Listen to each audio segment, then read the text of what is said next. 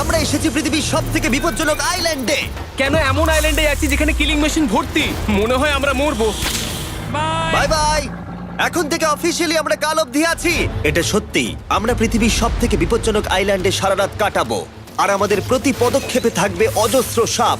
শুধুমাত্র স্পেশালাইজড পোশাক আমাদের বাঁচাবে এই সমস্ত ভয়াবহ বিষধর সাপের হাত থেকে। যে কোনো জায়গায় সাপ থাকতে পারে, তাই না? হ্যাঁ জিমি, কি হবে যদি কোনো সাপ আমাদেরকে কামড়ে দেয়? বেসিক্যালি যেই বিষ তোমাদের রক্তে এসে মিশবে, তোমাদের স্কিনের কালার চেঞ্জ হয়ে যাবে আর 1 ঘন্টার মধ্যে তোমরা মারা যাবে। এটা খুবই ভয়ের বিষয় যে আমি যে কোনো সেকেন্ডে মরে যেতে পারি। এটা পাগলামো ভাই। গোটা আইল্যান্ডটা কিলিং মেশিন দিয়ে ভর্তি। এটা কিন্তু দারুণ ব্যাপার।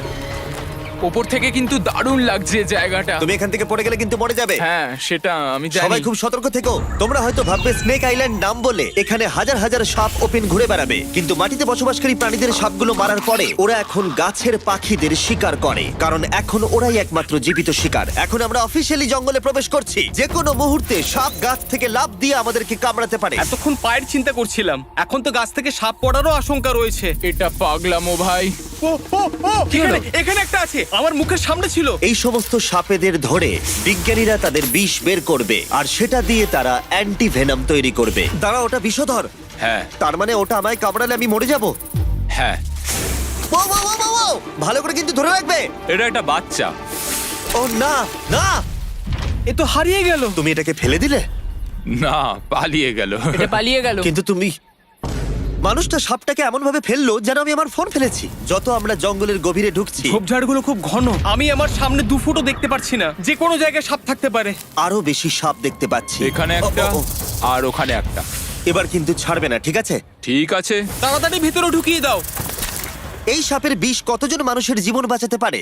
প্রায় 1000 জনের। ও, এটা তো অসাধারণ। সারা বিশ্বের যত অ্যান্টিভেনম পাওয়া যায় তার 90% ব্রাজিল থেকেই পাওয়া যায়। তার মানে হলো যতগুলো সাপ আমরা ধরবো তত হাজার মানুষের জীবন বাঁচবে। জিমি, ওখানে আরেকটা সাপ রয়েছে।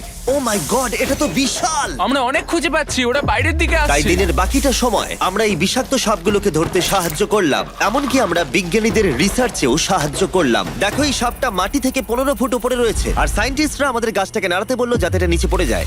এই গাছগুলোর নিচে আমি কখনোই ক্যাম্পিং করব না। ও তো একটুও নড়ছে না। অনেকগুলো জীবন বাঁচাতে হলে আমাদের অ্যান্টিভেনম দরকার। অন্ধকার ঘন হয়ে এলে আমরা সার্ভাইভ করার দিকে মন দিলাম। এবার ক্যাম্পিং এর সময়। ক্যাম্প সেটআপ হয়ে গেল, যদিও আমি সত্যিই জানি না এই ক্যাম্পগুলো স্নেক প্রুফ কিনা। আমরা এখন ঘুমোবো সাপেদের মাঝে। একটু ভয় লাগছে। এখন আমরা ঘুমোবো আর আশা করব আমাদের টেন্টে কোনো সাপ ঢুকে পড়বে না। খুবই ভয় লাগছে। আমি বাড়িতে গিয়ে শান্তিতে ঘুমোতে চাই। তাই আমাদের মনে একটাই চিন্তা ঘুরপাক খাচ্ছিল, যত তাড়াতাড়ি সম্ভব এখান থেকে বেরোতে হবে। আমি শুধু বাড়ি যেতে চাই।